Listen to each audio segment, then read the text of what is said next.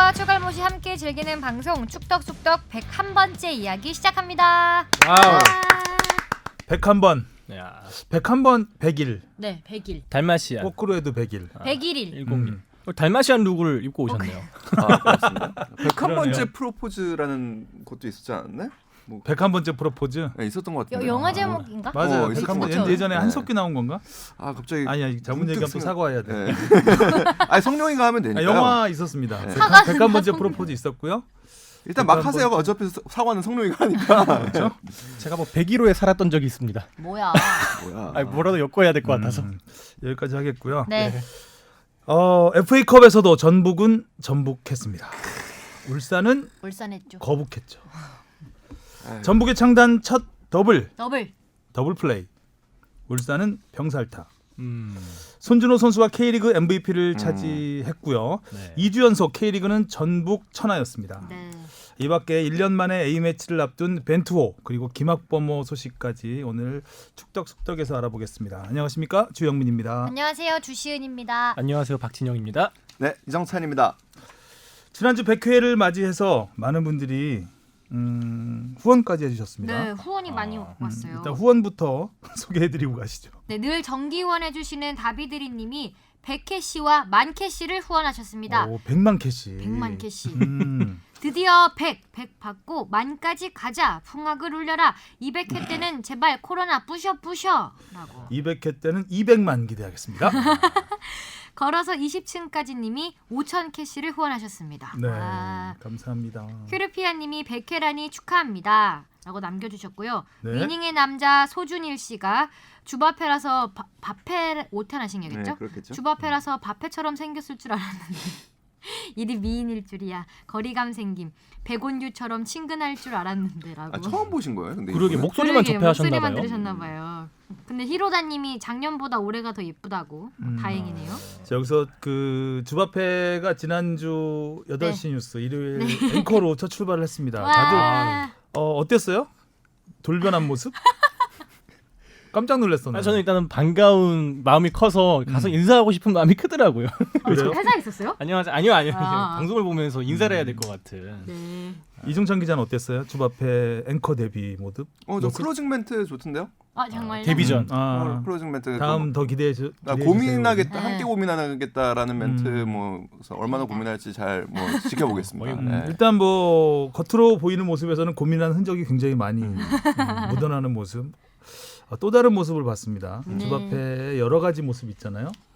그래서 과연 정체성에 좀 혼란이 생길 것 같다라는 거의 요새 좀 부캐가 걱정도 대세인데 됐고, 부캐가 여러 개 있는 것 같아요. 축구장에 가는 주바페 있고 앵커 이렇게 뉴스 부캐가 좀 진행하는 많죠. 것도 본, 있고. 본캐와 부캐 근데 약간 그 그러니까 자가 없어 일단. 그리고 머리를 어깨 이렇게 뒤로 바뀌었어. 본캐는 묶은 없고. 거죠? 네. 전도가 이루어질 수도 있는. 그리고 아무튼 그렇게 고민한 흔적은 많이 보였던 것 같고 멘트가 좋더라고요. 저는 듣기. 아, 멘트는- 멘트는 직접 짜신 거예요, 그럼? 그거 네. 마지막 멘트. 마지막 멘트도 다 제가 짜고 이제 앵커 멘트도 수정하고 열심히 했어요. 그래서 어록을 많이 남겨주세요. 클로징으로 앞으로. 예? 앞으로 1장 1절. 축구 있을 때. 예? 막 자, 남겨주고 아, 원래 원래 개편되는 거지 뭐. 예전에도 뉴스 보면은 마지막 그 엔딩 단기 멘트가 되게 앵커. 중요하잖아요. 그렇게 막 어록으로 남고. 그러니까요. 그래서 축구에서 패스는 앞으로 앞으로 골문은 비우면 안 된다. 이런 것도 뉴스는 있죠. 다 같이 함께 고민. 네, 하여튼 그 주바페 새로운 모습 하나 추가. 추가. 음, 네. 앞으로 그렇습니다. 또 성공적인 데뷔전. 데뷔전. 알겠습니다. 앞으로 더 고민하는 모습 네. 지켜보면서 놀려보도록 하겠습니다. 네. 자, 먼저 댓글 계속 이어서 가겠습니다. 네, 전진 씨가 크로스바 기준 위아래로 들어가는 공은 전부 유효슛 아니었나요? 좌우로 빠져도 유효슛인가요? 그러니까 그 정확하게 사실 우리가 유효슛으로 그 번역을 하는데 그러니까 슈트 온 온 타겟. 타겟이에요. 그러니까 타겟 타깃. 안에 들어간 슛이에요. 그러니까 타겟이라 하면 당연히 골대죠. 그래서 골대를 기준으로 골대를 맞는 것도 당연히 타겟이 아니 되는 게 아니고요. 그 밖으로 빠지는 타겟은 건 골대 당연히- 아니죠. 네. 기본적으로. 밖으로 빠지는 거는 다 유효슛이 아닙니다. 그래서 사실 지난번 제가 나왔을 때 뭐 결정력이라는 부분에 대해서 막 통계가 나온다고 얘기를 했었는데, 그러니까 이런 빅데이터의 통계가 나오기 전에 결정력을 평가하는 가장 많은 지표 중에 하나가 유효 슈팅을 얼마나 많이 때렸냐, 골대 안으로 그러니까 얼마나 많이 넣었냐라는 부분에서 했던 건데 사실 좀 한계가 있는 통계입니다. 그러니까 떼굴 그렇죠. 아주 슈팅에도 굴러가도 여러 가지가 있습니다. 유효 슈팅이고요. 아. 아주 뭐 잘 찼어도 골대를 맞으면은 유효 슈팅이 아닌 게 됩니다. 음. 그래서 뭐 그런 좀 한계가 있었죠. 이분 닉네임이 전진이야. 네. 왠지 결혼 전지. 축하드려야 될 앞으로. 것 같은. 질문은 앞으로. 질문 앞. 질문은 앞으로. 자 댓글이 오늘은 여기까지밖에 없네요. 네. 이거 하나 읽고 가자. 그럼 라떼. 라떼 앞에 하나 읽어달라고 했잖아. 아, 예. 자, 그리고 공지사항이 있습니다. 삶의 통찰과 일상 속 감흥을 공유하는 SBS 오리지널 칼럼 이닛. 이닛에서 네이버 오디오 클립 채널 구독 이벤트를 진행하고 있습니다. 이닛 네이버 오디오 클립을 구독하고 한 줄 평 댓글을 남겨주세요. 구독 인증샷을 SNS에 공유하면 당첨 확률이 올라갑니다. 추첨을 통해 2명에게는 인싸템 에어팟 프로를 그리고 50명에게는 CU 모바일 상품권 10,000원권을 드립니다. 자세한 사항은 SBS 뉴스 홈페이지를 참고해주세요. 11월 22일까지 많이 참여해주세요. 요 멘트는 행사 모드. 행사 모드. 자 그러면 이쯤에서 축덕다방에 주문하신 라떼 나왔습니다. 이게 진정한 행사 톤인 것 같았네요. 이거네.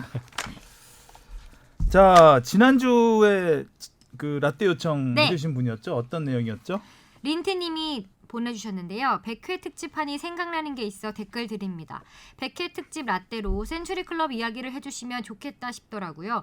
역대 센츄리클럽에 어느 분이 계신지 그중에 역대급 경기가 있었다면 몇 개만 소개해 주시면 좋을 것 같습니다. 몇 개만 소개하기에는 시간이 너무 많이 걸릴 것 같아서 네. 일단 축덕숙덕이 센츄리클럽에 가입을 했죠. 와. 피파는 모릅니다. 음. 저희가 가입한지 안 하는지 우리만 저희만 알면 알고 있는 됐죠. 거고. 뭐 피파에서 공인하는 A매치 100경기 이상 출전한 선수 출장자들 센츄리 클럽에 가입했다고 하는데 많지 않습니다. 생각보다. 전 세계에서 역대 527명입니다. 전 세계에서요? 우리나라는 지난 7월에 김호곤, 조영증, 박성화 이렇게 3명이 추가돼서 추가됐죠. 남자 13명 세계에서 8번째 최다 센츄리 클럽. 근데 사실 이제 센츄리 클럽이라는 게 개인적으로는 큰 영예죠. 국가대표로 그쵸. 100경기를 뛰었다는 거니까. 그런데 이제 어찌 보면 그만큼 선수층이 얇다. 세대 교체가 잘 안 된다라는 의미도 있는 겁니다. 그래서 유럽이나 남미에서는 센츄리 클럽 그 선수들이 많지 않아요. 계속 이렇게 바뀌는구나. 계속 많이 바뀌고 그리고 이제 A매치라는 게 공인된 게 그렇게 오래되진 않았어요. 80년대 이후이기 때문에 그 전에 활약했던 선수들은 이 A매치가 이게 정확히 A매치인지 아닌지 맞아요. 그 논란도 좀 있고요. 그래서 이제 피파에서 그러니까 각국 협회에서 이 선수의 국가대표 출전 기록을 올리면 그거를 확인해 보고 이건 A매치가 아니다 한 다음에 이제 그 빼는 과정 또 지난 7월에 이제 조영진, 김호곤, 박성화 전 감독 같은 경우가 뒤늦게 합류한 거는 뒤늦게 A매치 출전한 걸 찾아서 발굴을 했네요. 거의. 축구협회에서 한 축구 팬에게 외주를 줬습니다. 이런 기록에 굉장히 관심이 많은. 그래서 이분이 그 동남아 예전에 이제 말레이시아 뭐 메르데카컵, 태국의 킹스컵 뭐 이런 대회도 많이 나갔잖아요. 맞아요. 근데 그때 당시에 이제 데이터가 제대로 관리가 안 됐기 때문에 빠진 기록들이 좀 있어요.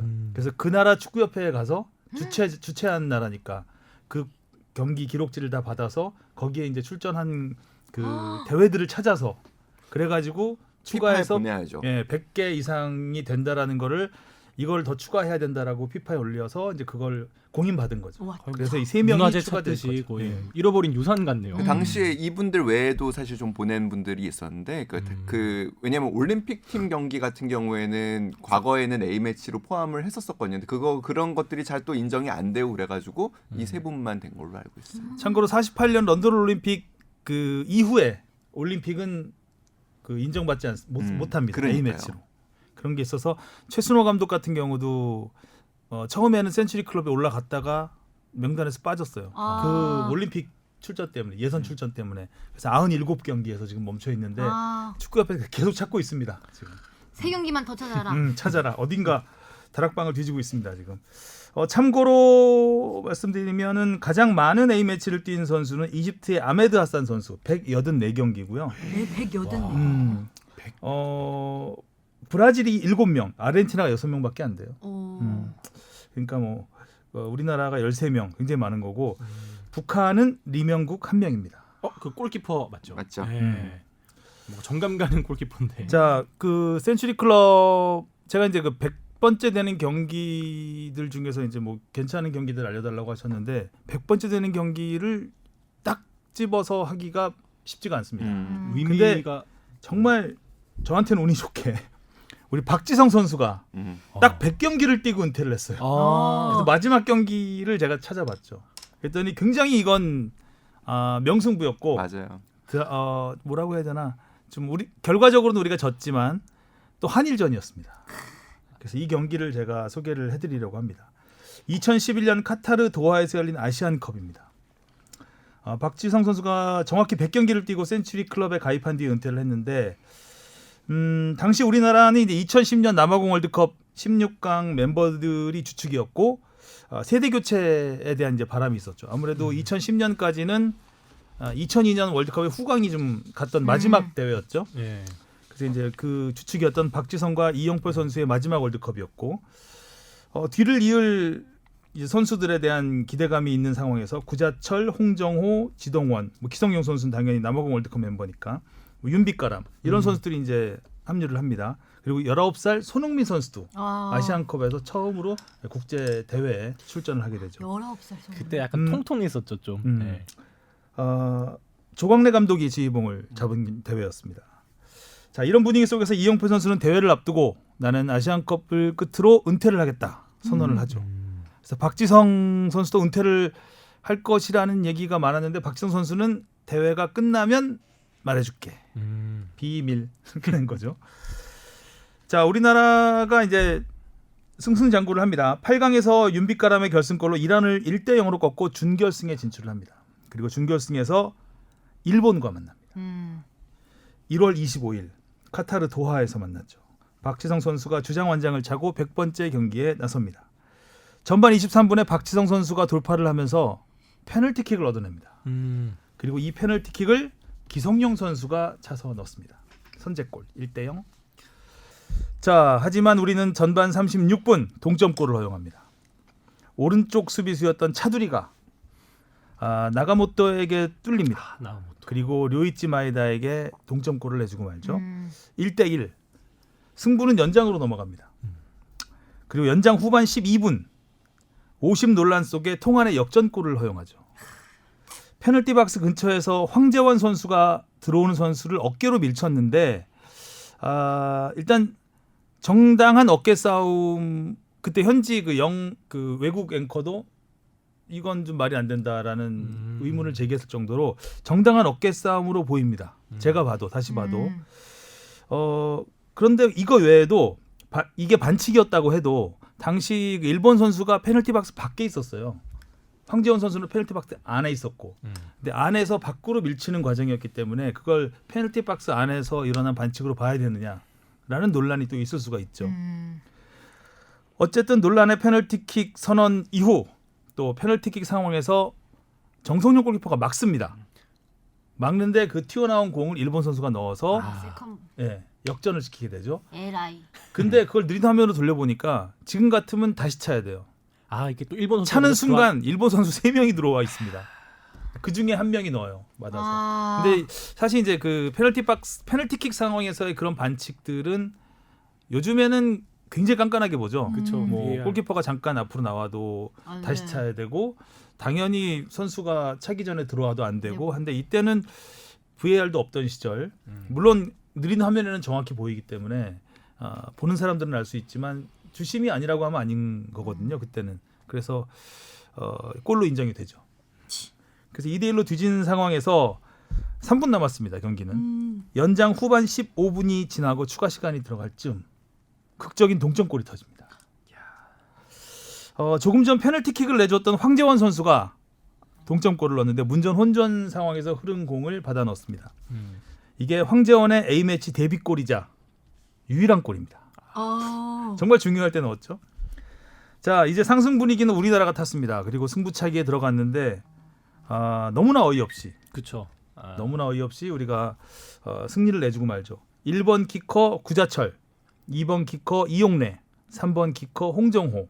이 어린 선수 3명이 1, 2, 3번으로 나와서 모두 실축을 합니다. 4번 키커가 손흥민이었는데 4번 키커까지는 가지도 가지도 않고 않았죠. 가지도 않고 거기서 그냥 일본이 넣으면서 끝이 나게 되죠. 왜 그랬을까? 당시에는 논란이 있었습니다. 조광래 감독이 왜 경험이 없는 어린 선수들을 승부차기 키커로 이렇게 줄줄이 나열을 했을까? 박지성, 이영표 선수는 키커 명단에도 없었다고 합니다. 5번 안에. 그러니까 좀 너무 어린 선수들만 해서 근데 조광래 감독이 세대 교체에 대한 의욕이 되게 굉장히 강했죠, 강했어요. 당시에. 그래서 그런- 나름 축구협회와 마찰을 빚으면서도 선수 기용에 있어서 굉장히 과감하게 썼고 좀 그런 부분이 있었던 것 같습니다. 자, 이렇게 박지성의 마지막 100번째 경기는 아쉬움 속에 마감이 됐습니다. 그리고 한 경기가 더 남았죠. 3, 4위전. 3, 4위전에서 박지성 선수는 뛰지 않습니다. 부상 우려로. 아무래도 이제 그때 무릎이 되게 안 좋은 상태였기 때문에 프리미어리그로 또 돌아가서 맨유에서 또 뛰어야 되는 상황이었고 박지성 선수는 뛰지 않았고 이용표 선수는 풀타임을 뛰었습니다. 끝까지. 우즈베키스탄과 3, 4위전에서 3대2로 승리를 거두고 우리는 3위를 차지하게 되죠. 그리고 경기가 끝나고 후배 선수들이 박지성과 이용표를 행가를 쳐주면서 그라운드를 떠나게 됩니다. 이용표 선수는 A매치 127경기째고요. 박지성 선수는 대회 직후 기자회견에서 이제 은퇴를 공식 선언하게 됩니다. 그리고 조금 전 앞에 들으셨던 그 리포트가 바로 은퇴 리포트였죠. 참고로 이제 여자 선수 센츄리 클럽은 우리나라는 5명이 포함되어 있습니다. 조소현, 지소연, 김정미, 권하늘, 전가을. 여기까지입니다. 그 박지성 선수가 생애 가장 아쉬운 그 경기로 뽑는 게 사실 이 아시안컵. 대회예요. 이 대회 자체를 굉장히 아쉬워했어요. 그리고 하나 여담으로 얘기하자면 은퇴 기자 이 뒤에 이제 국내에 들어와서 은퇴 기자를 하잖아요. 그래서 그 센츄리 클럽 가입하면서 마지막 경기를 지게 됐는데 앞으로 좀 더 뛸 가능성 없냐 했더니 자기도 좀 걱정스럽다. 한 경기라도 취소되면 센츄리 클럽 가입이 취소되기 때문에 그래서 좀 한 경기 정도는 더 뛰어야 되나라는 생각도 든다. 뭐 이런 식으로 보험을 네, 그 들어줬다. 농담을 하기도 했었는데 그런 진짜 상황 딱 100경기를 딱 채우고 이제 은퇴를 하게 됐으니까요. 마지막 3, 4위전에는 아예 엔트리에서도 빠졌었어요. 그러니까 뭐 그 교체 명단에 있었던 게 아니라 아예 그 출전 선수 명단에서 제외를 한 상황이었습니다. 그러니까 박지성 선수 입장에서는 이 대회가 굉장히 아쉬웠던 게 당시 우리 팀의 전력이 굉장히 좋았거든요. 좋았죠. 네, 16강 멤버니까. 네, 그러니까 월드컵의 16강 멤버고 박지성 선수가 굉장히 많은 거를 사실 이뤘어요. 선수 생활 동안에 마지막 퍼즐을 그러니까 이동국 선수가 이번에 우승컵을 들어올리고 은퇴를 하듯이 박지성 선수는 마지막 퍼즐을 아시안컵 우승으로 하고 싶었던 거죠.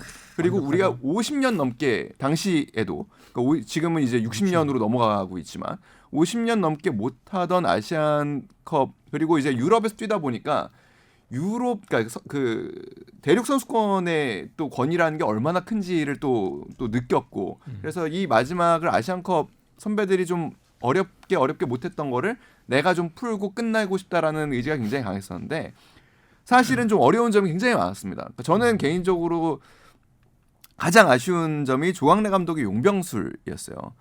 말이 많았죠. 네, 당시에 박지성 선수가 무릎이 썩 좋지 않은 상태였어요. 그럼 이런 선수들은 그리고 팀 내 최고참급이고 관리를 좀 했어야 된다라는 생각이 들어요. 근데 1차전 바레인전 풀타임, 2차전 호주전 풀타임 여기까지는 이해가 돼요. 1승 1무로 어느 정도 16강을 확정을 했으면 사실 3차전 인도전에서는 교체를 빨리 해줬거나 아니면은 아예 출전을 안 시키는 것도 방법이었다고 생각을 해요. 근데 주장이니까 인도전에서도 결국 76분을 뛰면서 사실 몸 상태가 이때 굉장히 안 좋아집니다. 그런 다음에 8강전이 이란이 연장 혈투를 갔죠. 그런 다음에 4강 한일전이 또 연장을 가게 된 거예요. 그러니까 결국에 박지성 선수에게는 그만한 힘이 남아있지 않았었던 거죠. 그러니까 제가 보기에는 인도전을 좀 뺐다면 그러게 약체인데 또. 예. 근데 그게 1승 1무였거든요, 우리가. 예. 근데 배경이 호주하고 있어요. 비겨서. 근데 또 배경이 있어요. 그러니까 뭐냐면 조광래 감독이 아까 주영무 선배 잠깐 얘기했지만 그러니까 기본적으로 축구협회의 전형적인 야당 인사예요. 밖에서 축구협회를 굉장히 많이 비판하던 대표팀을 비판하던 입장에서 대표팀 감독이 됐으니까 본인에게 주어진 시간이 그렇게 길지 않을 수 있다라고 일단 생각을 했고 그러면서도 불구하고 세대 교체를 하고 싶으면서 성적도 내야 하는 그 두 가지 굉장히 두 마리 토끼를 어려운 잡으려고 하니까. 시기에 있었던 거예요. 그러니까 보통 2007년 이후에 우리의 아시안컵이 대부분 그 월드컵 직후에 열리면서 대부분의 우리가 그동안 성적을 많이 못 냈던 이유 중에 하나가 대부분 새로운 대표팀 감독이 세대 교체를 하려고 아시안컵에 나가다 보니까 맞아요. 성적이 그렇게 썩 좋지 않았던 건데 이 조항래 감독은 성적을 잘 못 낼 경우 본인이 굉장히 입지가 불안할 수 있다라고 생각을 했기 때문에 박지성 선수를 뺄 수도 없고 젊은 선수들은 내가 앞으로 이 친구들을 박지성 선수는 어차피 다음 월드컵을 나올 수 있는 선수가 아니니까 젊은 선수들은 내가 이제 데리고 손흥민 선수라든지 뭐 지동원, 구자철 선수 데리고 가야 되는데 이 친구들을 또 안 쓸 수도 없고 그러니까 이런 딜레마 속에서 대회를 치렀기 때문에 사실은 굉장히 본인 스스로 되게 어려우셨을 것 같다라는 생각은 들어요. 여튼 아쉽습니다 개인적으로. 그러게 이때 진짜 승부차기가 너무 그냥 허무했죠. 다 나가버리면서 분위기가 진짜 좋았었는데. 그러니까 승부차기는 박지성 선수도 그렇고 이영표 선수도 그렇고 승부차기에 대한 트라우마가 굉장히 강한 선수들이에요. 그러니까 박지성 선수는 수원공고 시절에 이제 그 팀이 결국에 우승을 하고 뭐 이러면은 이제 그 당시에는 고등학교 4강 이상을 해야 무조건 대학을 가고 그런 상황에서 본인의 실축으로 중요한 경기를 망친 적이 있어요. 그래서 그 이후로 승부차기에 대한 트라우마가 좀 생긴 경우고 이영표 선수는 또 2002 아시안 게임에서 군대 가라시. 그러니까 그런 일이 있다 보니까 그러니까 후배들이 열심히 해서 어떻게 보면 여기까지 해가지고 2대2까지 만들어 놓은 경기들을 스스로 좀 책임하기가 조금 그랬던 것 같아요. 근데 사실은 2002 월드컵 때 우리가 보면 그 황선홍, 홍명보 이런 선수들이 스페인전에서 승부차기를 사실 중요한 결정들을 해줬거든요. 앞과 뒤에 딱. 그런 걸 생각하면은 조금 또 아쉽기도 한 결과죠. 그렇죠. 참고로 이제 구자철 선수가 1번 키커로 나선 거는 이제 그때 득점왕을 했어요. 맞아요. 구자철 선수는 지구 워낙- 특공대로 네. 당시에 굉장히 그리고 제가 알기로는 우리나라에서 페널티킥을 가장 많이 성공한 게 구자철 선수로 알고 있어요. 그 성공률 자체가 높은 게. 그래요? 네. 그거는 저는 잘 몰랐는데 뭐 그렇군요. 그렇다고 치죠. 아 이거 또 사과해야 되는 거 아니야? 되니까요. 근데 아마 맞을 찾아보시다 거예요. 괜찮아요. 끝나고. 그거는 네. 성룡 기자가 할 거니까. 네. 그리고 아무튼 센츄리 클럽 나왔으니까 뭐 이게 딱 두 가지만 전 떠오르는 게 이동국 선수가 이제 은퇴를 했는데 이동국 선수가 센츄리 클럽 가입 경기에서 2골을 넣었어요. 그래서 가입한 경기. 네, 그게 이제 2017년 100번째. 네, 2017년 9월에 베네수엘라전이었는데 내가 아까 잘 못 찾았다고 하는데 네가 이렇게 갑자기 너무나 가볍게 얘기를 해버리면 그런 게 있었고 사과해야 되나? AI의 알고리즘이 있었을 거예요. 네. AI한테 당할 수 없다는 거. 그거 하고 최근에는 이제 기성용 선수가 센츄리 클럽에서 가입을 했는데 그게 월드컵 출정식이었는데 보스니아전이었는데 우리가 졌죠. 그래서 2대1로 전반을 그러니까 하프타임에 센츄리 클럽 가입 행사가 있었는데 2대1로 지고 있던 상황이어서 굉장히 그 스스로 마음이 무거운 상태로 좋지 않은 상태로 그 가입 행사를 했던 기억이 납니다. 알겠습니다. 라떼 역시 이정찬 기자의 부록이 부록. 더 알찼던 것 같습니다. 아닙니다. 자, 질문으로 가볼까요? 무엇이든 물어보세요. 이경섭 씨가 보내주셨습니다. 안녕하세요. 축덕숙덕 애청자입니다. 상주상무 축구단 홈페이지에 부사관으로 되어 있는 유로몬 부사관에 대해서 문의드리려고 합니다. 프로축구 선수 출신 이력으로 병사가 아닌 부사관이어서 기존에 없던 특이 케이스 같습니다. 다른 팀에 존재하는 플레잉 코치와 같은 개념인가요? 아니면 선수로는 못 뛰는 코칭 스태프인가요? 축덕숙덕에서 알려주세요. 아울러 올겨울에도 게스트로 선수들 섭외 가능할까요? 코로나19로 힘들까요? 라고. 유로몬 전 처음 들어봤어요. 유로몬. 이름이 되게 성함이 독특하시네. 네, 저도 이게 사실 몰랐어요. 본명이시더라고요. 네, 저도 몰랐어요. 몰라서 좀 알아봤는데 유럽에서 하는 뭐 포켓몬인가 뭐 유로존도 아니고 몬스터 같기도 해요. 무슨 몬처럼. 솔로몬을 네. 따셨다는 얘기도 얼핏 들었고 뭐 근데 일단은 플레잉 코치는 그 규정상 불가능합니다. 그러니까 왜 불가능하냐면 우리나라에서 플레잉 코치가 불가능하다. 아니요. 상무에서 플레잉 상무에서? 코치는 사실상 불가능합니다. 왜 그러냐면 상무는 어떤 선수들이 선수 등록이 가능하냐면 K리그에 소속된 선수가 임대로 가 있는 선수만 가능하기 때문에 규정상 약간 임대 신분으로서 플레잉 그러네요. 코치를 한다라는 거는 사실상 뭐 안 된다라는 규정이 따로 있지는 않지만 어려울 수밖에 없는 유로몬 선수가 플레잉 코치를 하는 것도 불가능한 게 이 선수는 다른 소속 팀이 없는 상황이잖아요. 그러니까 임대 신분이어야 해요. 그러니까 그 상무에서 신분이? 뛰려면 네. 음. 그러니까 이게 규정이 조금 애매모호한 부분인데 그러니까 상무 선수는 기존 프로팀에서 소속된 임대 선수이다라고 하는 규정이 있어요. 그러니까 그렇다 보니까 부사관 선수는 뛸 수 없다라는 규정은 없지만 뭐 일단은 명백하게 그렇게는 안 되지만 이 선수가 다른 소속팀이 있는 임대 선수 신분이 아니기 때문에 뭐 일단 경기에 본인은 굉장히 뛰고 싶어 한다고 해요. 근데 일단 그거는 일단 나이도 뭐 아직 충분히 뛸 수 있는 나이고 네, 규정상 좀 어렵고 91년생이니까. 코칭 스태프에 정식 등록이 돼 있지는 않습니다. 그 이유는 이 선수가 C급 그 자격증까지밖에 없기 때문에 아직은 벤치에 코칭 스태프로서 앉을 수는 없고요. 부사관은 맞고요. 예, 부사관은 맞고요. 아. 그 소속팀에서 훈련을 하는데 코치 역할은 하고 있다고 해요. 음. 하지만 그 코칭 스태프에 등록을 하고 벤치에 돼 있진 코치로서 않다. 앉을 수는 없는 상황이라고 합니다. 군인인데 그렇죠. 축구 선수 출신 부사관으로 네. 선수단과 함께하는 선수단과 함께하고 군인. 행정을 돕고 그다음에 훈련도 돕고 본인은 아직도 어떻게든 좀 규정만 좀 여유롭게 바뀌면은 좀 다시 경기를 뛰고 싶은 생각도 있는. 하지만 현재로서는 쉽지 않은. FC 서울에 입단을 했더라고요. 네네. 처음에. 그리고 미토 홀리 호크 그러니까 J2 리그? 리그죠. J2 리그. 예. 독특한 이력을 나름 굉장히 독특한 이력이죠.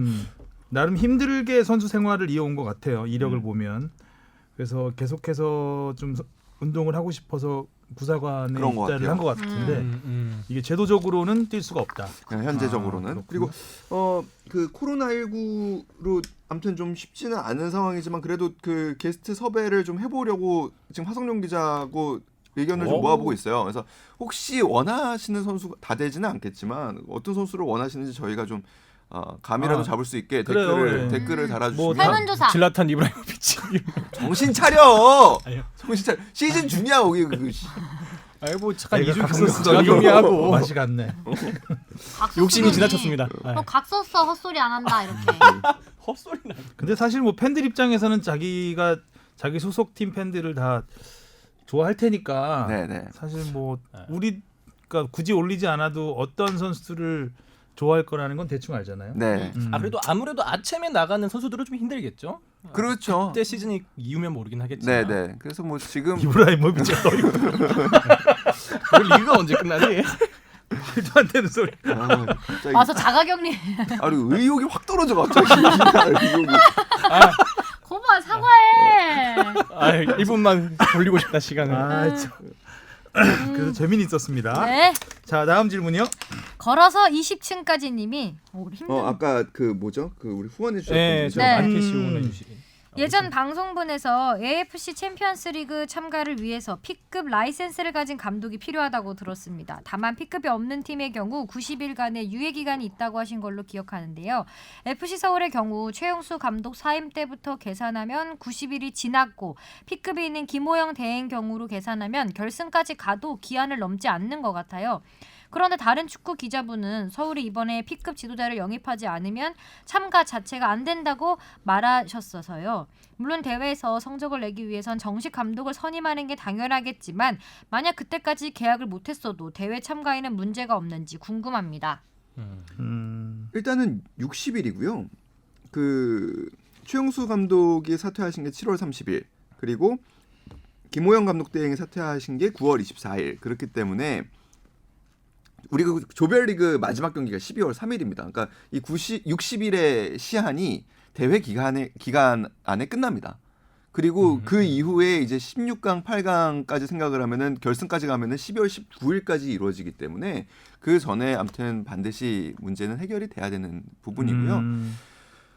지난주부터 아무튼 어떻게든 그 하성룡 기자가 여기서도 잠깐 이야기를 한 걸로 알고 있는데 그 문제를 계속 풀고 있는 걸로 알고 있어요. 저는. 그러니까 서울 입장에서는 좀 박지성 감독이 광주하고 문제를 잘 풀어서 그 마무리를 하는 거를 생각을 하고 있는 것 같아요. 제 느낌에는. 네, 그래서 그게 근데 뭐 아무튼 시간이 좀 걸리는 것 같고 일단은 현 시간부로 아직까지 그 구단에 방문하시지는 않았대요. 그러니까 보통 구단에 방문을 하시면은 그때는 이제 사인하러 오시는 거거든요. 아직까지는 제가 방송 들어오기 전에도 여쭤봤는데 아직까지 사무실에 오시지는 않았다고 그냥 그러네요. 근데 뭐 그게 사인을 해야 하는 거니까 일단은 그렇게 노력을 하고 계신 걸로는 알고 있습니다. 얼마 안 남았는데 그죠? 네. 그래도 AFC 챔피언스 리그 우승 가능성이 높진 않지만 어쨌든 도전을 하는 입장에서는 빨리빨리 팀을 정비해서 그렇죠. 준비를 해야 될 그리고 뭐 또 텐데. 아주 낮다고 보기는 좀 어려운 게 아무튼 그 서울은 일단 그 문제는 있어요. 그 공격수가 지금 굉장히 치명적인 상황입니다. 어렵죠. 그러니까 팀 내 지금 올 시즌 최다 득점자가 박주영 선수예요. 4골. 아, 예. 그리고 외국인 일단 공격수가 없는 상황이고 그렇죠. 아드리아노 선수는 뭐 지금 들리는 소문에 의하면은 아침 전에 아마 계약 해지가 될 것 같아요. 그러니까 아침에는 아마 동행하지 않을 것 같아요. 그렇게 된다면 결국에 외국인 선수는 팀에 이제 2명밖에 없는 거죠. 오스마르 선수하고 이제 알레바이프 선수. 그러니까 결국에 결정력에서 좀 문제가 될 수는 있겠지만 일본이 아직 리그가 안 끝나서 일본이 전력을 100%를 구성을 못한다는 얘기가 있어요. J리그 팀들이. 그러니까 K리그 팀들에게는 어떻게 보면 기회가 될 수 있는 상황입니다. 회복 회로를 좀. 알겠습니다. 다음 질문이요. 신배신매님이요. 축구에 관한 질문은 아니어서 답을 해주실진 모르겠습니다.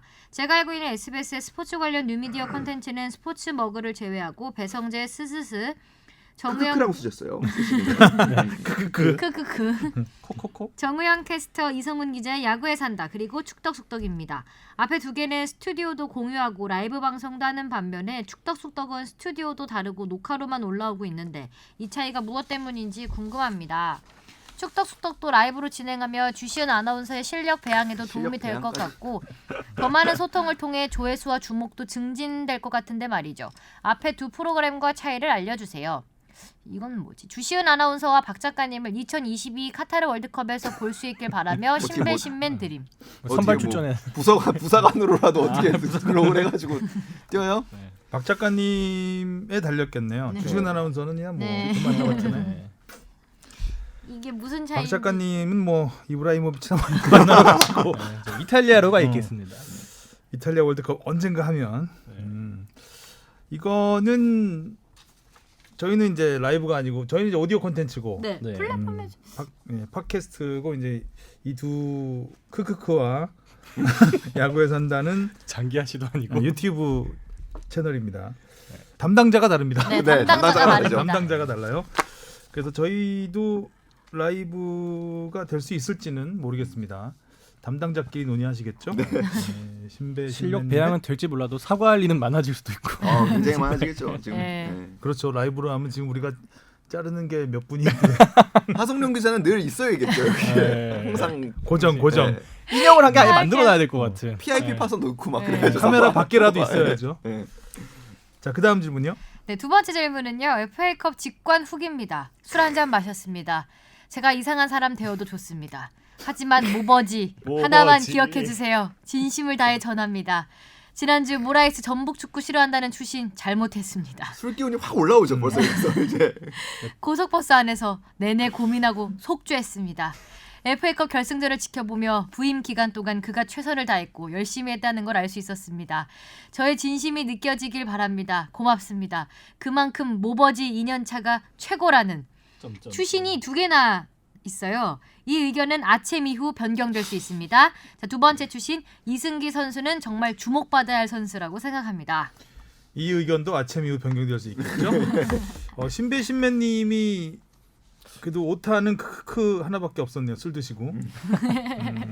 아 이거 아마 그 지난주에 신배 신매님이 굉장히 단호하게 전북 팬 아니라고. 모라이스 축구 싫어하신다고 하셨는데 테스트 전환이. 모버지가 오버지가 되셨네요.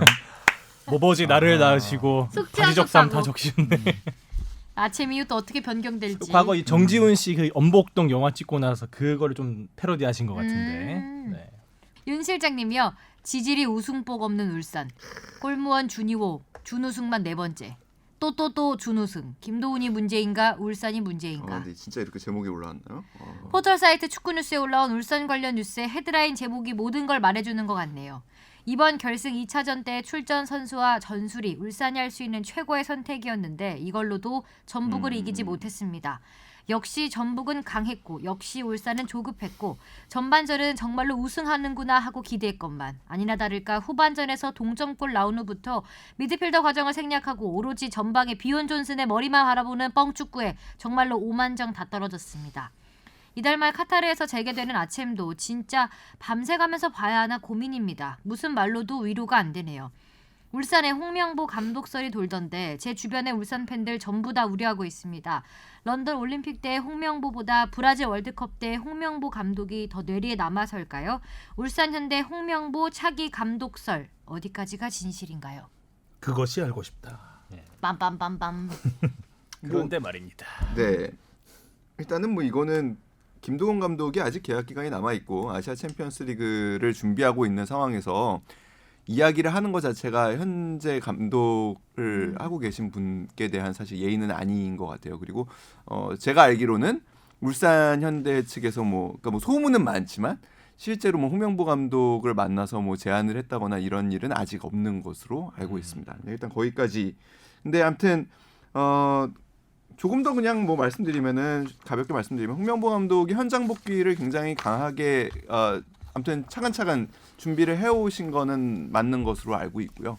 아무튼 뭐 제가 보기에는 브라질전이 진짜 끝이 안 좋았죠. 그 당시에 홍명보 감독에게 비판할 점이 많았습니다. 사실 선수 선발부터 시작해서 전술적인 문제, 그러니까 플랜 B가 없이, 그러니까 사실상 대표팀을 지도해서 월드컵을 나갔는데 하나의 포메이션, 주 포메이션만으로 고집했다라는 부분은 비판받을 점이 있지만 시간도 좀 많이 흘렀고 본인도 많이 반성을 하시지 않았을까요? 뭐 아무튼 돌아온다면 좀 뭐 어느 팀에 돌아오든 간에 좀 좋은 모습을 보였으면 하는 바람은 있습니다.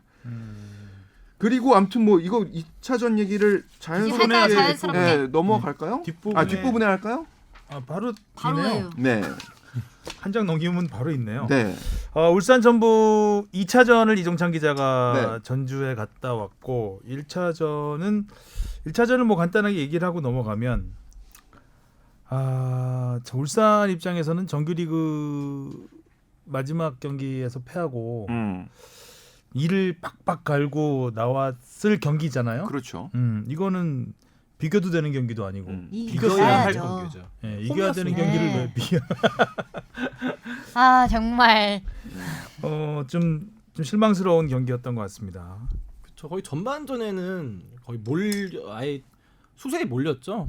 골대만 3번 맞히는 전북이 골대만 3번 맞추면서 거의 전북이 일방적으로 공격하다시피 했는데 김동 감독이 그러니까 1대1로 비긴 다음에 전북을 상대로 충분히 공격할 수 있다는 자신감을 안고 전주로 간다. 그 얘기를 했습니다. 일단은 1차전에서는 비온 존슨 선수를 왼쪽 날개로 썼던 게 굉장히 파격적인 기용이었죠. 근데 뭐 사실 전형적인 날개로 썼다기보다는 이청용 선수가 그 경기 직전 부상으로 빠진 상황에서 일단 공격력을 강화하기 위해서 비온 존슨 선수를 일단 전방으로 들어갈 수 있게끔 하는 위치로 뒀는데 그러다 보니까 측면이 아무래도 잘 살 수가 없었죠. 그런 문제가 일단은 있었고 2차전은 1차전에서도 마찬가지고 2차전 이어지는 부분인데 그러니까 1차전도 결국에 보면은 이동경 선수가 들어온 다음부터 공격이 풀리기 시작했거든요. 그러니까 저는 왜 이동경 선수를 사실 전북에서 가장 두려워하는 선수가 이동경 선수인데 이동경 선수를 왜 굳이 후반에만 쓰려고 하는지에 대한 의문은 강하게 남습니다. 뭐 이유는 있었겠죠. 뭐 묻지는 못했습니다. 아무튼 후반이 더 두렵고 싶었나 보죠. 아니 그래서 전반에 앞서 나가는 게 경기적으로는 무조건 편한 부분인데 왜 그렇게 했는지가 일단은 좀 강한 의문으로 남고요. 2차전 같은 경우에는 굉장히 이른 2차전은 저는 제가 최근에 본 경기 중에 가장 재밌었던 경기였던 것 같아요. 일단 양 팀 다 1차전은 사실 이게 90분 경기라고 생각을 안 하고 180분 경기라고 생각하니까 선수들이 전반을 사실 조금 좀 두 팀 다 소극적으로 운영을 한 부분도 있거든요. 근데 진짜 일단 1대1이 됐고 2차전 이 90분으로 경기가 끝난다고 하니까 정말 그리고 이른 시간에 또 골이 터졌고 그러니까 양 팀이 진짜 정말 보여줄 수 있는 최고의 모습들을 보여준 것 같아요. 그리고 선수들도 어떻게 보면 우리나라에서 가장 최상위권의 선수들이 경기를 했고 근데 두 번 이제 울산이 이른 시간에 선제골을 넣었고 후반전에 경기 양상이 이제 바뀌기 시작하는데 사실 이승기 선수가 넣은 두 골이 굉장히 멋있지만 일반적인 팀이라면은 거기서 그렇게 슛을 허용할 수가 없는 상황입니다. 그 앞에 그런 공간이 생긴다라는 것 자체는 뭔가 팀적으로 굉장히 잘못되어 있는 거죠. 뭐 한 선수를 너무 비판하고 싶지는 않지만 사실은 윤빛가람 선수는 기동력이 굉장히 약하고 수비에 굉장히 치명적인 단점을 갖고 있는 선수입니다. 그러니까 이 선수를 결국에 커버하기 위해서 원두재 선수가 그 이제 커버를 해야 되는데 원두재 선수가 커버하기에는 한 시즌을 너무 많은 경기를 치러와서 이제는 그 체력이 그만큼 따라주지 못했던 점 같아요. 그러니까 네. 그 상황에서 그러니까 이게 세트가 다 세서 수비가 다 들어와 있는 상황인데 맞아. 박스 바로 앞에 공간 그렇게 마음 놓고 때릴 만큼의 공간을 준다라는 거는 팀적으로는 뭔가 굉장히 잘못되어 있는 상황인 거죠. 아쉽습니다 개인적으로. 1차전에서 이용 선수가 또 부상으로 그렇죠. 없는 세골 상황이었기 때문에 거기에 또 바로 선수는 또 2차전 직전에 그렇죠. 네. 가족의 문제가 생겨서 그 또 고국으로 돌아간 상황. 그러니까 전북도 제대로 된 스쿼드가 아니었단 말이죠. 게다가 전반에 또 일찌감치 골을 쿠니모토가 넣어. 부상으로 네. 빠졌고 네, 빠지고. 거기다 네. 골도 일찍 선제골까지 넣었고. 그럼에도 불구하고 저는 전북이 진짜 강팀이 됐구나라는 걸 느끼는 거는 어떤 선수도 조급해하는 선수가 없어요. 맞아요. 그 네. 상황에서.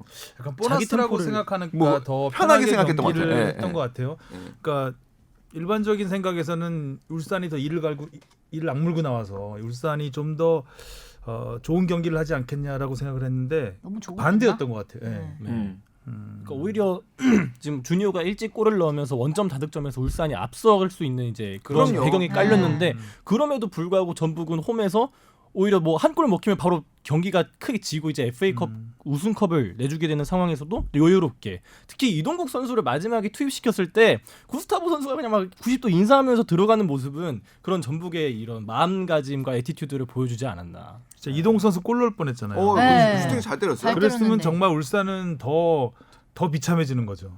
그랬으면 마지막까지. 기사를 또 다 바꿨어야 되고 이승기 선수는 주목받을 수 없게 되고 막 이런 스탠딩도 다시 하고 뒷골에도 불구하고.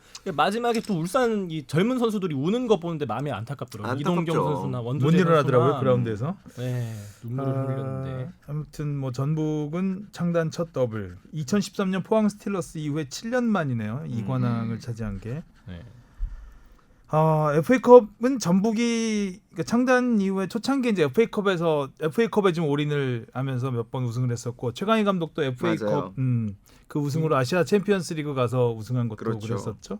그 이후에 지금 15년 만에 우승을 차지를 했습니다. 전북이 이렇게 오랜만에 우승한 것도 좀 신기하네요. FA 보통 컵에서. FA컵에서 지난해도 그랬고 중간에 일찍 탈락을 했잖아요. 네. 좀 뭔가 뒤통수를 좀 약팀한테 맞게 되면서 지난 시즌에도. 아니 그래서 사실 그냥 이동국 선수는 그냥 보면서 그런 생각이 들더라고요. 정말 행복한 선수구나. 그러니까 그 K리그 우승컵을 들고 그렇게 화려하게 은퇴식을 치른 다음 주에 본인 또 커리어에 FA컵 우승이 없었어요. 네. 그렇죠. 네, 처음이자 마지막. 네, 그래서 그 또 FA컵 우승까지 결국에는 다 그래서 그 우리 영화 그 갑자기 생각이 나면서 그 강래원 그 배우인가요?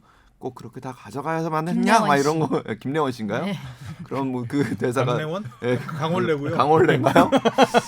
쿵다리 샤바라가 또 네. 원복동부터 김래원 시작해서 씨, 김래원 영화 씨. 시네타운으로 넘어가는 네. 자연스럽게. 그러네요. 그래서 아무튼 그런 생각도 들고 아무튼 이동국 선수는 참 행복한 선수겠다라는 행복하겠다. 그러니까요. 그날 딸도 또 그 네, 테니스 테니스, 대회에서 또 잘했다고 그러더라고요. 성인무대 첫 겹경사다 승 겹경사 진짜. 오. 네. 최고의 한 해겠어요 이동국 선수한테는.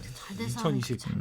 참 월드컵 못 나가고 막 다치고 이럴 때는 참 복도 없다 이랬는데 역시 인생사. 인생사 살아보니 인생사 모른다.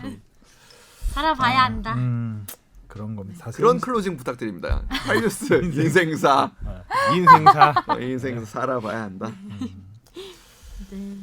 그렇습니다. 전북과 울산의 5번째 대결. 결국 울산은 한 번도 이기지 못했고 어떻게 어떻게 한 번도 못 이겼지? 전북이 4승 1무 진짜 정말 분하겠다. 압도적인 그 기록을 남기면서 우승을 차지했습니다. 너무 분한데. 그리고 또 이제 K리그 시상식에서 MVP 손준호 네, 손준호 선수. 손준호 선수가 MVP 된 거는 전북에서 이제 먼저 그 내세운 거죠. 네. 손준호 선수를 우리 팀에서는 손준호로 하겠다. 고민을 했다고 그래요. 모라이스 감독이 선택을. 네, 팀에서 했죠? 이제 고민을 했다고 그래요. 그래서 한교원 선수를 추천을 할 거냐. 사실 가장 뭐. 눈에 띄고 이제 뭐 기록상으로 봤을 때는 한겨원 선수가 아닐까라고 많이 국내 생각을 선수 했는데. 중에서는 골을 제일 많이 넣었으니까요. 손준호 선수를 이제 모라이스 감독이 이제 추천을 했다고 하고 사실 근데 이 FA컵 보면 아 이래서 손준호 선수가 MVP를 받았겠구나라는 생각이 들기는 합니다. 그러니까 그 아까 얘기했던 그 울산은 원두재, 윤빛가람 이 두 선수가 막 어떻게든 하려고 하는 거를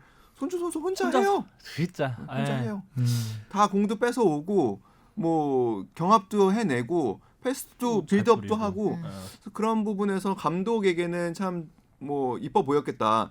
재밌는 게 그 MVP 이제 시상이 어떻게 이루어지냐면은 과거에는 기자단 투표로 이루어지다가 이제는 기자단 투표에다가 그 이제 감독들의 투표 선수도 그리고 선수들 주장들의 음. 대표가 이제 그 비율적으로 들어가게 됩니다. 30, 30, 40. 그러니까 미디어가 40, 30, 30% 이렇게 각각 들어가는데 사실 미디어는 그리고 주장은 준이호 선수에게 더 높은 표를 줬어요.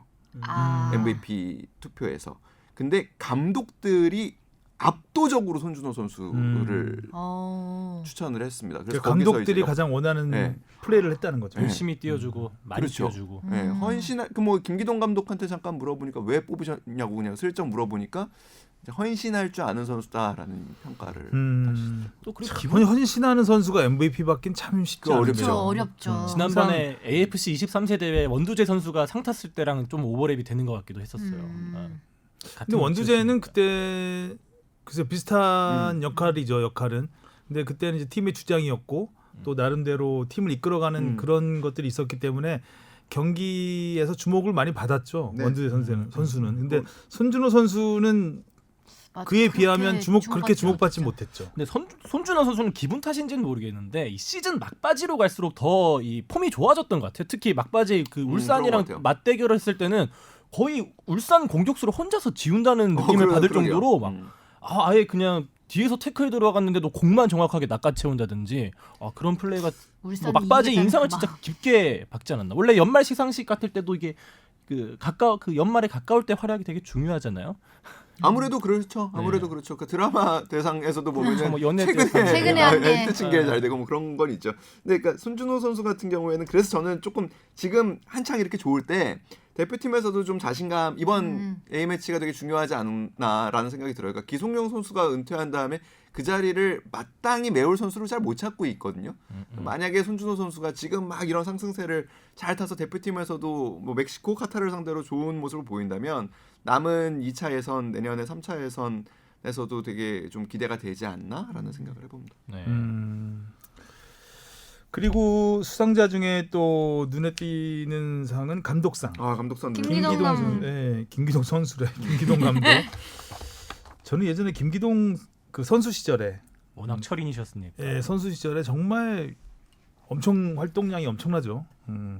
네, 김기동 그 선수 시절에도 워낙 인상 있게 보고 뭐 인터뷰도 많이 했던 그 인터뷰 되게 구수하고 그랬던 그 참 선수 치고는 굉장히 키가 작은 선수도 맞아요, 눈에 맞아요. 많이 띄잖아요. 맞아요.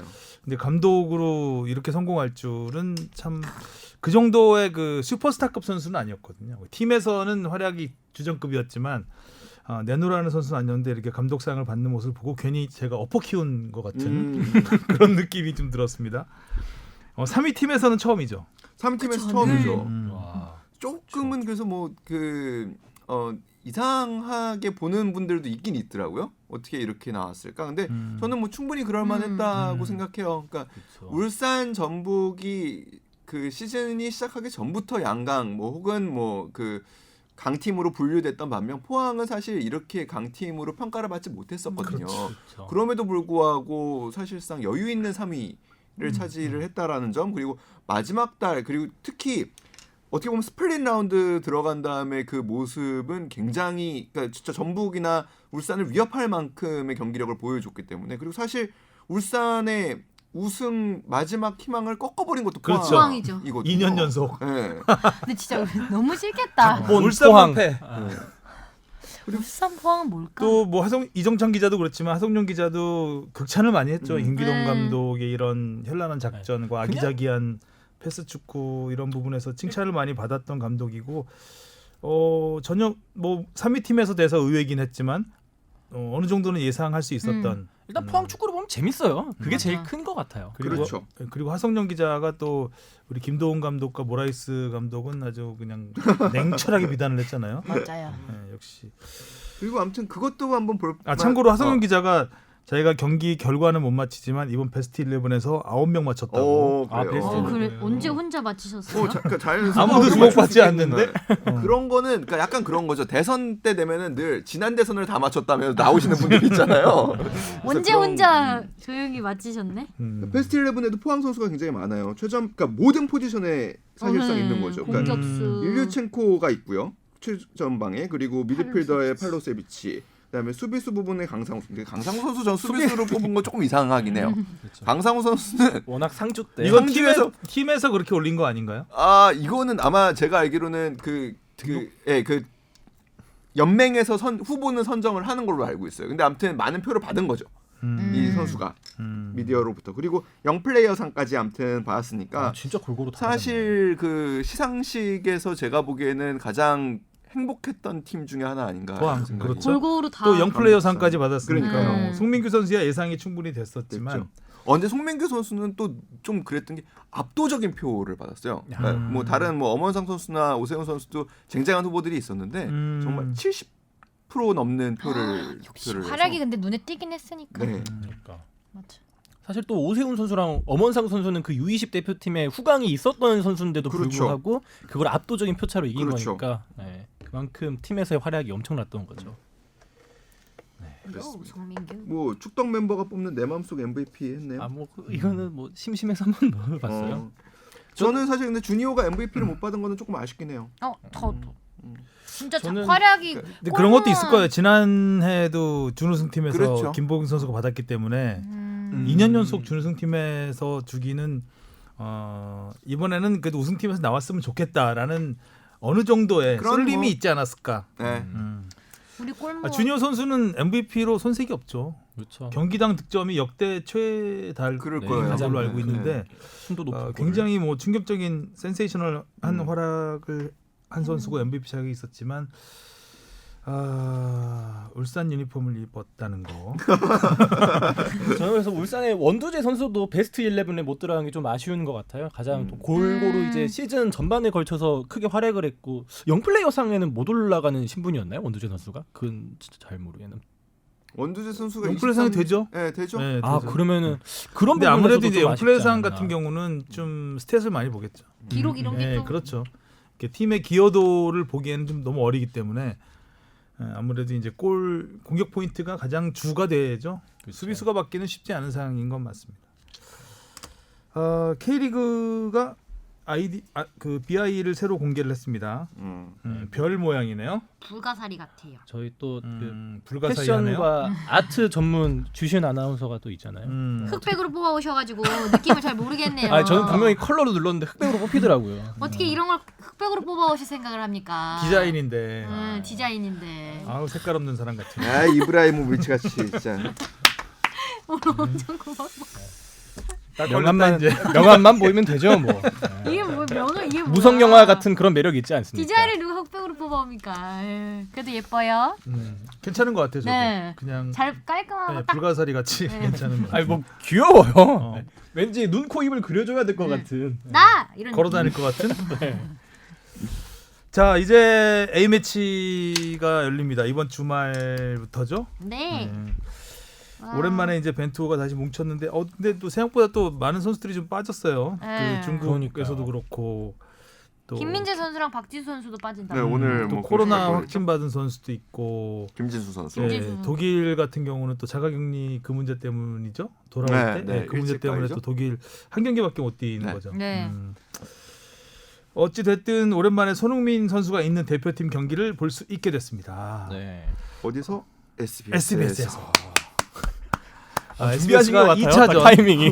SBS에서 2차전 카타르와 싱글벙글. A 매치를 중계를 하고요. 밤 10시 9시 9시 40분부터 보셔야 돼요. 치킨 시키시고요. 그 전에. 이집트란다.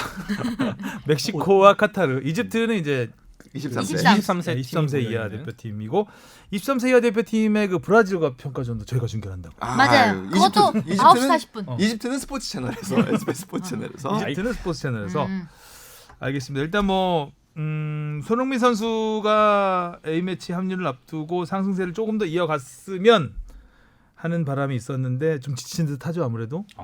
표정에서 확연히 느껴지는 것 같아요. 그리고 보니까 견제가 굉장히 심하더라고요. 견제가 심했어요. 그러니까 사실 손이 올라가요. 손흥민이 오면 발과 손이 같이 가더라고요.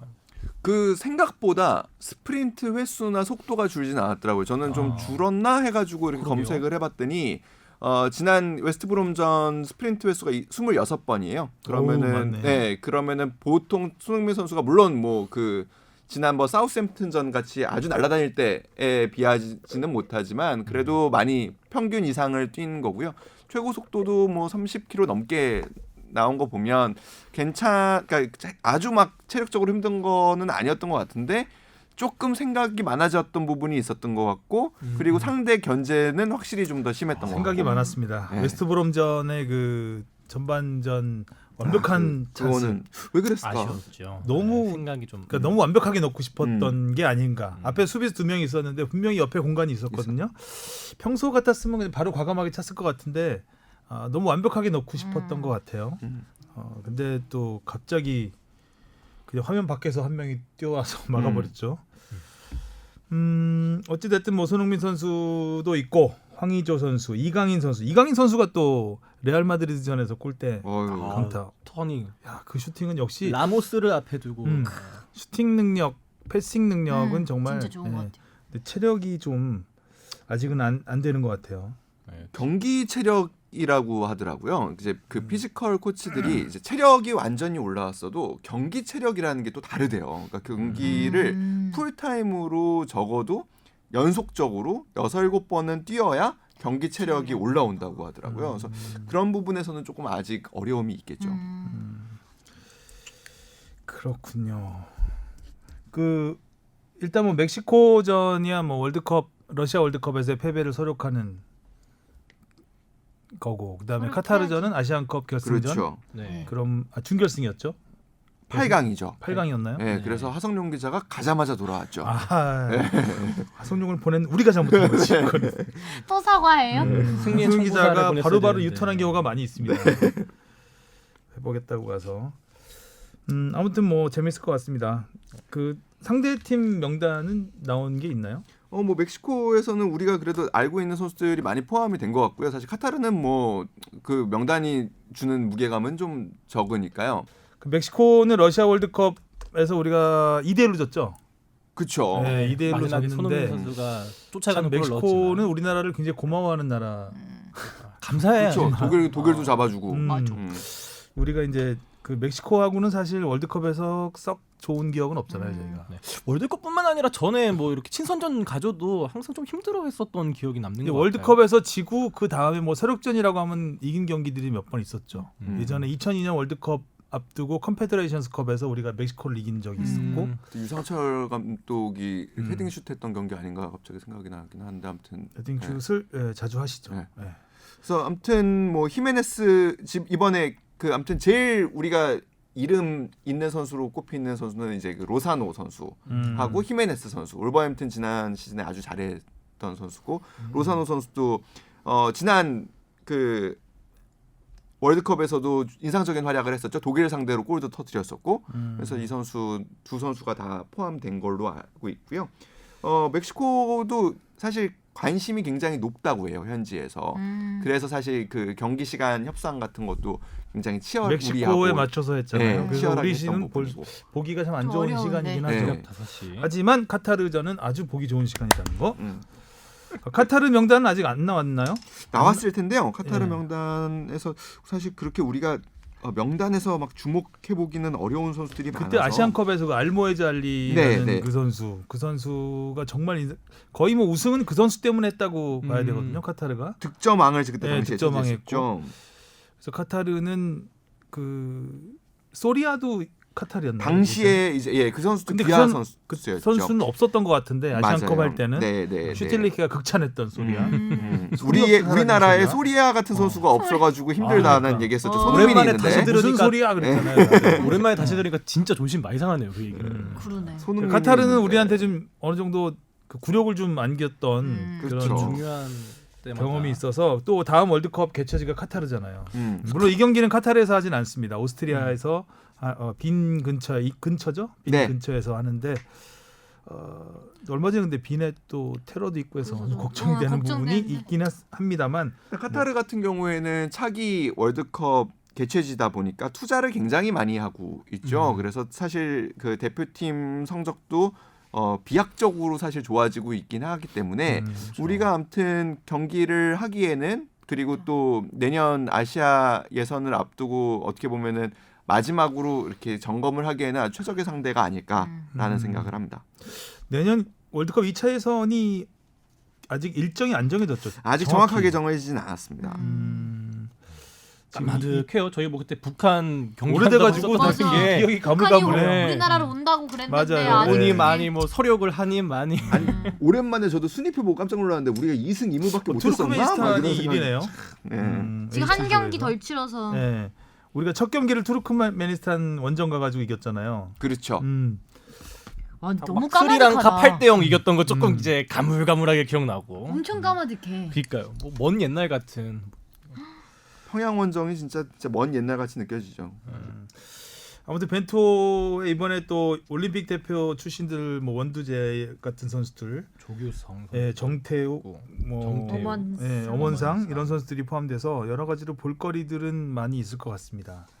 그다음에 올림픽 대표팀은 이집트, 브라질과 평가전을 갔는데 브라질 그 선수들은 거의 유럽에서 뛰는 선수들이 오잖아요. 그렇죠. 네. 그러니까 특히 이제 뭐 많이 알려진 선수는 이제 레알 마드리드에 호드리고. 뛰는 19살 선수 호드리고 그리고 또 아약스의 공격수로 뛰고 있는 선수죠. 갑자기 이름이 생각이 안 나네요. 오늘 참 이름이 자꾸 이렇게 생각이 안 나서 아무개로 하죠. 누구 아무개로? 아니. 근데 그런데 아무개랑 비슷했던 걸로 기억이 나는데. 뭐 호 아무개 아니겠습니까? 브라질은 사실 뭐 몇 개 팀을 꾸릴 수 있는 그렇죠. 나라이기 그렇죠. 때문에 일단 유럽에 뛰는 선수들로 한 팀을 꾸렸다 이렇게 보시면 될 것 같아요. 안토니. 안토니. 토니가 아니라는 거죠. 네, 안토니. 아무튼 뭐, 오랜만에 SBS와 함께하는 축구. 이번 주 토요일이 브라질이죠. 토요일이 브라질이죠. 토요일이 그러니까 지금 브라질. 시간 순으로 보면 네. 금요일 새벽에 이집트전이 열리고요. 네. 네. 토요일 밤에 우리 시간으로 밤 10시에 이제 브라질전이 열리고요. 음. 그리고 그 넘어가는 일요일 새벽에 A A 대표팀의 멕시코전이 열리고 못 자겠다. 그다음에 화요일 밤 밤 10시에 이제 마지막 우리 카타르와의 A 매치가 열립니다. SBS에서 네. 함께하시면 될 것 같고요. 저희가 사실 한국 시리즈하고 이게 일정이 겹쳐요. 한국 시리즈를 포기하고 한국 시리즈를 포기하고 하는 겁니다. 대단한 결정이었습니다. 우리가 A 매치가 하도 없었는데 한번 하자. 성재 노는데 배성재 성재 선배가 어제 어. 이거 예고 영상을 새벽 3시까지 찍었습니다, 여러분. 보셔야 합니다. 오랜만에 배성재 한번 일 좀 하게 하자. 네. 내일 남들 공개돼요. 다 DJ로 한다고 요즘에 DJ 라디오 DJ인 줄 안다고 원래 내일 공개된다고요. 스포츠캐스터인데 여러분 중계. 사람들이 스스를 크크크로 알잖아요. 지금. 여러분 중계 나옵니다. 자, 오랜만에 SBS와 함께 국가대표팀 경기 함께 즐겨주시고요. 다음 주에는 이 경기 결과 가지고 얘기를 나눠보면 될 것 같습니다. 좋은 얘기 많이 나누고 싶네요. 그러고 싶네요. 용 해놓고 또 8시 뉴스 가서는 안녕하십니까. 그렇죠. 고민하겠습니다. 돌변. 고민하겠습니다. 저는 주바페가 아닙니다. 알겠습니다. 오늘도 수고하셨고요. 다음 주에 뵙겠습니다. 수고하셨습니다. 고생하셨습니다. 수고하셨습니다.